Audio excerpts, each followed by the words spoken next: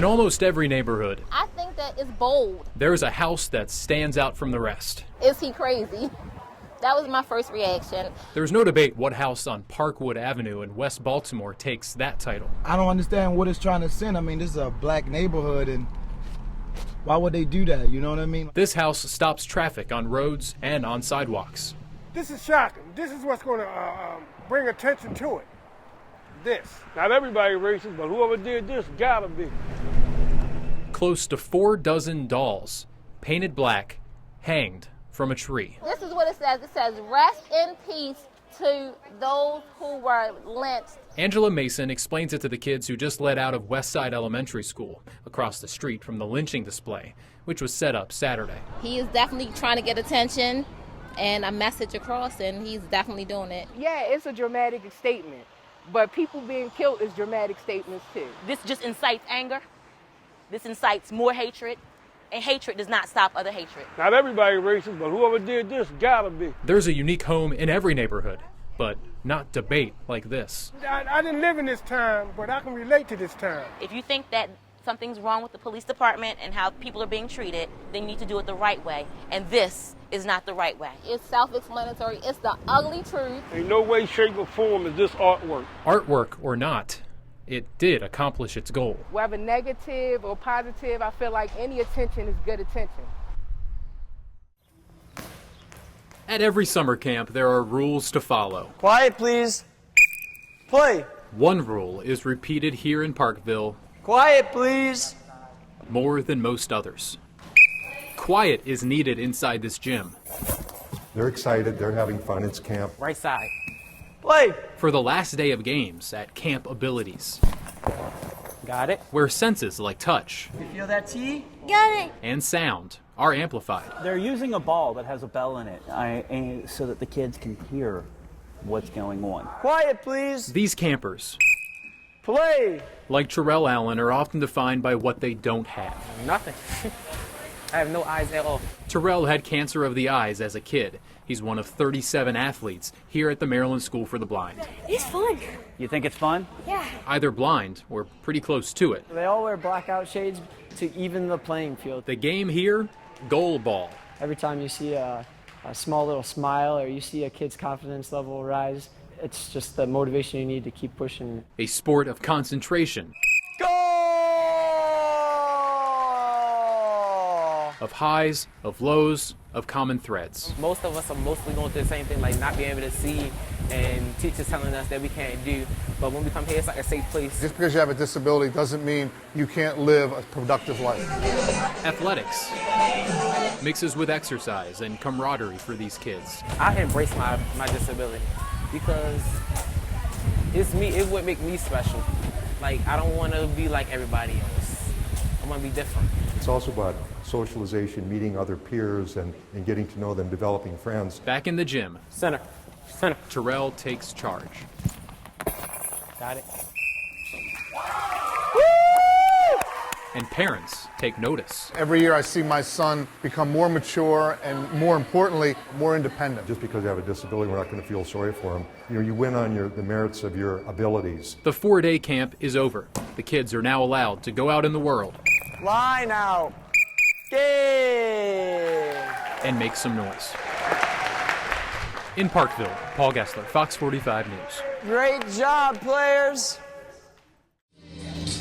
If your hearts beat a little faster, It's not a matter of having a date, it's just a matter of having a formal event that they can go to. you'll understand why soon. Yeah, Prom day has finally come. wishes came true. Right now, we're trying to see who's going to be prom king and queen here. You'll forgive the prom attendees if their hearts beat a little faster this day. Miss Elaine Johnson. Royalty doesn't get announced every day at Sunrise Adult Daycare. Yes, because I'm so happy.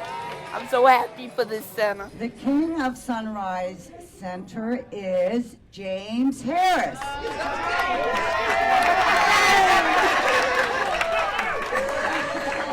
King James rules over this senior prom. A first here at the Halethorpe Center. For 90 minutes Thursday morning, the cafeteria turned into a dance floor. Quite the sight, even for those without it. We're celebrating later stages of life and what it means to still have fun. To keep you with things to do. You don't have to sit up in the house and be lonely. A long time coming for some, whose first prom has finally come. Yeah, long time. I'll be 70 this year. You know what I'm saying? I never ever think I was going to go to a prom. Oh, my God. I'm 78 now, so it's been a many years. So whether it was those watching from afar or in the thick of it, heavy is the head and light are the feet who wears this crown. You go out the door, you get love to go home.